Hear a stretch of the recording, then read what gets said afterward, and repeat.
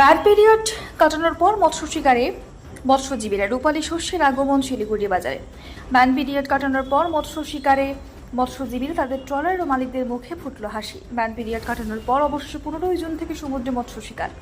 শিলিগুড়ির সুভাষপল্লী বাজার সহ বিভিন্ন বাজারগুলিতে আসতে শুরু করেছে ইলিশ মাছ। এদিন সেই চিত্র ধরা পড়ল শিলিগুড়ির সুভাষপল্লী মাছ বাজারে। মাছ বিক্রেতারা জানিয়েছেন, আসতে শুরু করেছে ইলিশের দাম অন্তত 1600 টাকা ওজন প্রতি কেজিদের ভালোই চাহিদা আছে। আশা রাখছেন এবছর ভালোই বিক্রি বাটা হবে।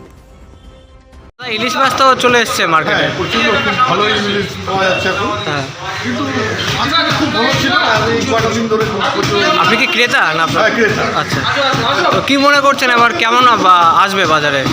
আশা করছি তো ভালোই হবে, আমরা খেতে পারবো। দাম ভাই ইলিশ তো খুব ভালো, ইলিশ খুব ভালো এনেছে, এই প্রচুর তো ভালো। দেখে তো এদিকে মনে হয় এবার দামটা কি সাধ্যের মধ্যে আছে? মোটামুটি সাধ্যের মধ্যে দেখছি, খেতে পারছি।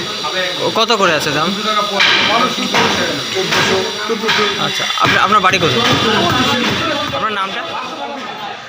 ইলিশের দাম কি আছে?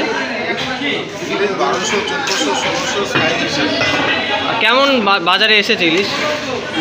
খুব বেশি নাই, মাছ কম আছে। আচ্ছা, এ কোথাকার ইলিশ এগুলো? আচ্ছা, বিক্রি হচ্ছে? হচ্ছে কম বেশি।